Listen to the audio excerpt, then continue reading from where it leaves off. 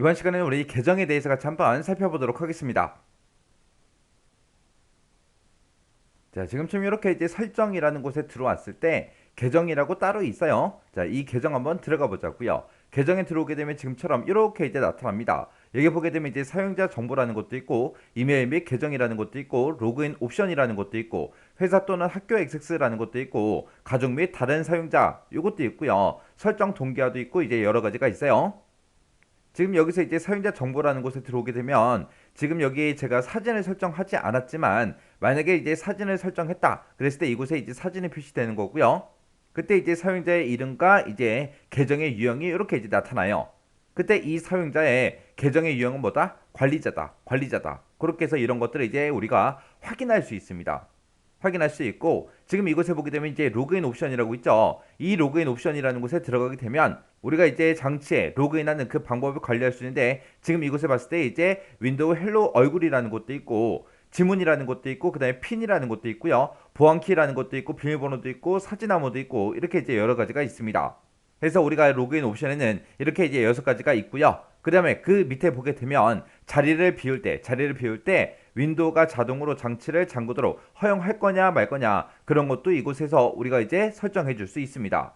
그리고 이제 그 아래쪽에 보게 되면 이제 가족 및 다른 사용자 하고 있죠. 가족 및 다른 사용자 이곳에 들어가게 되면 우리가 이제 가족들을 이제 추가도 시킬 수 있고요. 기타 사용자다라고 해서 가족 위의 사용자들도 우리가 이제 컴퓨터를 사용할 수 있게 그렇게 이제 우리가 계정을 이제 추가도 시킬 수 있습니다. 그때 이 가족 구성 추가를 우리가 이제 선택하게 되면 그 해당 계정이 이제 성인인지 아니면 자녀인지 그렇게 이제 구분해서 우리가 따로따로 이제 구성도 할 수가 있고요. 만약에 이제 부모 계정이 있고 자녀 계정이 있을 때 부모 계정에서 우리 자녀 계정이 방문했던 그런 사이트가 됐던 아니면 실행했던 그런 앱들이 됐던 게임이 됐던 그런 것들을 이제 확인하거나 사용을 이제 우리가 제한도 시킬 수 있습니다. 그리고 만약에 이곳에 이제 가족 구성원이 됐든 아니면 기타 사용자가 됐든 이곳에서 만약에 계정을 추가를 시켰다면 그 계정들의 계정의 이제 유형도 우리가 이제 변경을 시켜줄 수 있어요. 자, 그럼 이제 해당 내용 좀 보자고요. 자, 우리의 계정이라는 거는 여러 사용자가 한 대의 컴퓨터를 공유할 때 그때 이제 사용자별로 바탕화면이 됐든 시작 메뉴가 됐든 메일 계정이 됐든 이런 것들을 서로 다르게 설정해서 사용할 때 사용하는 게 우리 계정입니다. 우리가 이제 카카오톡이라는 그 프로그램을 많이 쓰죠. 그 카카오톡이라는 곳에 우리가 이제 접속을 할 때 계정을 이제 입력해 줘야죠. 아이디도 입력하고 비밀번호 입력하고 이제 입력을 하고 이제 로그인을 했을 때 제가 제 아이디로 로그인한 거랑 여러분들이 가지고 있는 그런 계정으로 로그인한 거랑 어차피 그 프로그램 틀은 똑같을 거예요. 근데 그 안에 나타나는 내용들은 조금씩 다 다를 수 있죠. 그것처럼 한 대의 컴퓨터를 이제 여러 명이 사용할 때 각각의 이제 사용자별로 바탕화면, 시작 메뉴, 메일 계정 이런 것들을 서로 다르게 설정해서 이제 사용할 때 우리가 계정이라는 걸 사용하더라. 그렇게 이제 기억하시면 되고요. 그리고 로그인된 그 사용자의 이름이 됐든 계정 유형이 됐든 사진 같은 것도 우리가 이제 확인할 수 있고요. 로그인 옵션을 우리가 설정도 할 수 있었죠. 그리고 이제 가족과 다른 사용자를 구분해서 새로운 계정을 추가도 시킬 수 있었고요. 그리고 이제 계정이 여러 개 있을 때 그런 해당 계정들을 우리가 이제 삭제도 할 수 있습니다. 그리고 계정의 계정 유형 같은 것도 변경할 수 있는 곳. 그게 전부 다 이제 계정에서 우리가 할 수 있는 거예요. 그때 이 계정 유형에는 어떤 게 있는지 좀 보자고요. 우리 계정 유형에 보게 되면 관리자 계정이 있고요. 표준 사용자 계정이 있고 이렇게 이제 2가지가 있습니다. 우리 관리자 계정이다 그러면 얘는 이제 제한이 없어요. 제한 없이 컴퓨터를 이제 설정을 변경할 수 있고요. 그리고 사용자 계정을 이제 추가를 시켜주거나 삭제를 하거나 변경도 할 수 있고요.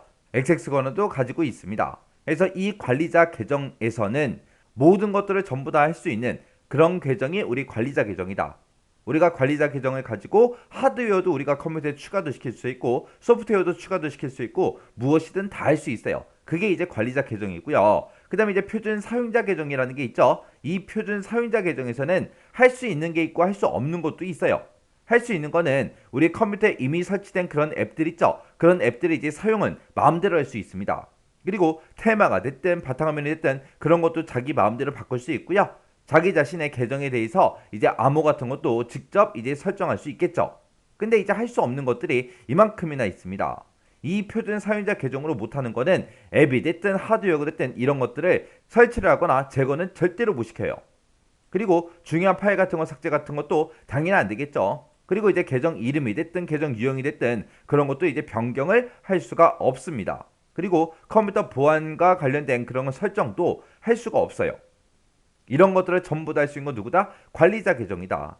이 표준 사용자 계정이라는 거는 말 그대로 사용자이기 때문에 그냥 그 컴퓨터에 설치되어 있는 하드웨어와 소프트웨어를 이용해서 그냥 컴퓨터만 사용만 할 수 있는 거예요.